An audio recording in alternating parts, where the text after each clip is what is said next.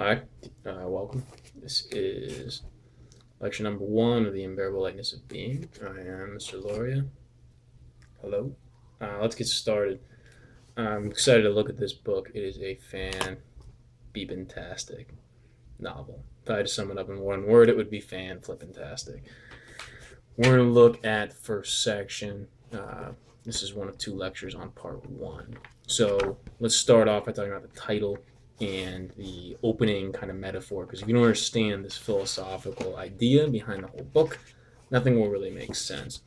This story is very philosophical. Don't let that scare you. But it talks about a couple of, eternal questions. And one, it starts off with the idea of eternal return, which is one of Nietzsche's thoughts experiments, which roughly goes something like, if you had to repeat today again and again and again, would you live it the exact same way, or would you change it, right? And again, so that's the thought experiment. If you had to relive this day eternally, would you live it the same way? So go ahead and think on that. The purpose of the thought experiment for Nietzsche is to emphasize that you should live in this life and in this moment. He did not like the otherworldly, right? So he says that this life matters, take responsibility, live today as if it's you're going to have to live it eternally. So what Kuldera does, I think that's how you say this guy's name, something like that, Kuldera, whatever. What he does is he explores this throughout the novel, right? Let's see how people act and let's see how they take responsibility for it.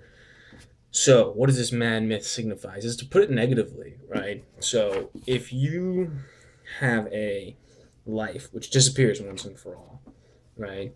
It doesn't really matter. Which brings us back to the title, right? That's that lightness. It's fleeting, it's transitory, it's like a shadow, he says, your life. And then any action that you perform. So basically it sets up like this. I drew a fancy little map, right? We'll start off with an action, or basically your life, you could say. It either matters or it doesn't, right? And doesn't would be lightness. That's just kind of like light, it's transitory, it's fleeting. If it matters, it's weight. Okay, so let's get back to that. He says, listen, any action is like mitigating circumstance. It's transitory. It only happens once. And he kind of keeps talking about that. Life only happens once. Thomas is somebody who thinks that life only happens once and you're kind of free to do what you want. But it's interesting that he sets it up as this dichotomy, as this choice. He then gets into, if, then chapter 2 is if it matters, if you do repeat, right? If you do get this repeating sense, right?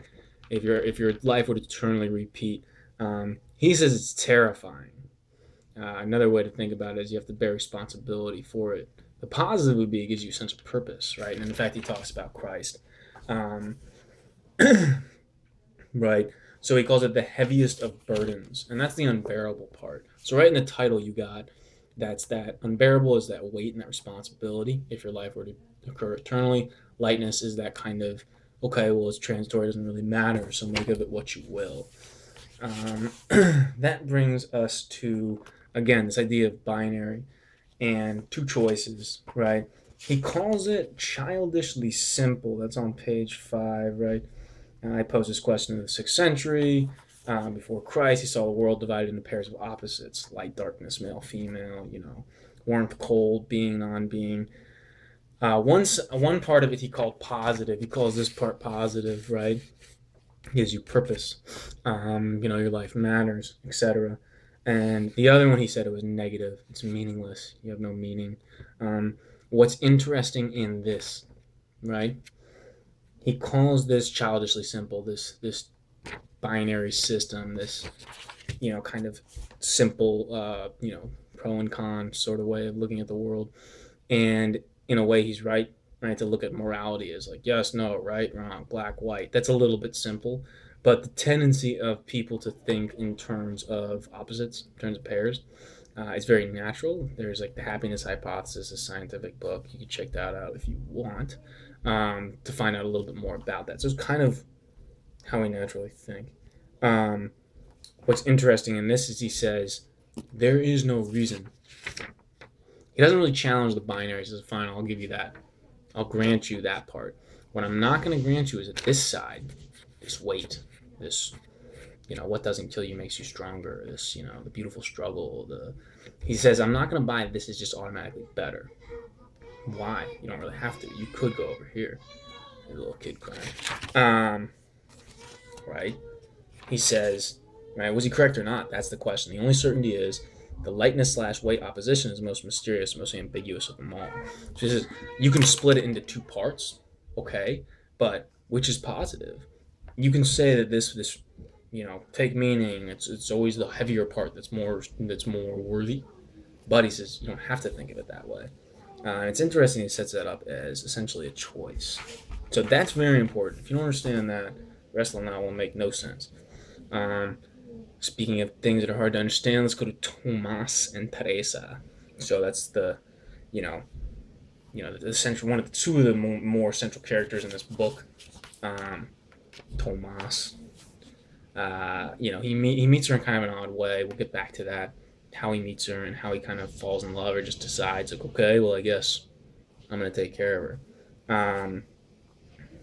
So you get this idea of, right, they're sleeping with each other. You go to his wife, you find out he doesn't really hang out with his son anymore, he just kind of gives up.